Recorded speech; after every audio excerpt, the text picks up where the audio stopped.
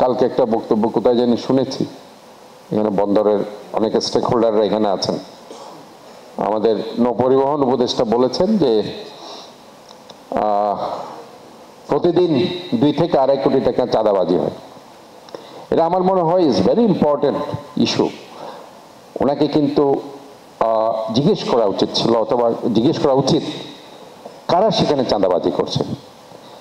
কারণ আমি আমার নিজের যে হোল্ডিং ট্যাক্স সিটি কর্পোরেশনের, যেটা আমার ন্যায্য পাওনা বন্দর থেকে 200 থেকে 250 কোটি টাকা, আমি পাই না।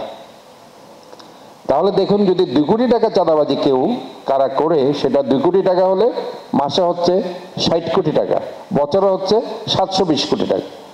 তাহলে যেখানে আমি আমার 200 কোটি টাকা ন্যায্য হোল্ডিং ট্যাক্স পাচ্ছি না, যে হোল্ডিং ট্যাক্স দিয়ে আমি আমার এই যে আমার 100টার উপর শিক্ষা প্রতিষ্ঠান, 200টার উপর মাদ্রাসা, সেখানে আমার ভর্তুকি দিতে হয় মাসে 6 কোটি টাকা, বছরে 72 কোটি টাকা, সেখানে আমাকে হিমশিম খেতে হচ্ছে। যেখানে আমার রাস্তাঘাটগুলো সংস্কার করতে হচ্ছে, আমার রাস্তার ধারণ ক্ষমতা হচ্ছে 7 থেকে 8 টন, বন্দরের গাড়ি আসে 30 থেকে 40 টন, আমার রাস্তাগুলো ভেঙে যাচ্ছে, নষ্ট হয়ে যাচ্ছে বন্দরের কারণে।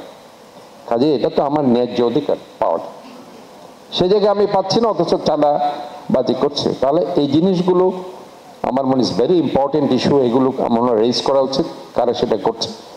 আর উনি প্রথমে তো একটা নিউজ পেপারে অথবা কোথায় আমি দেখলাম যে সব মেয়ররা এগুলো করছে।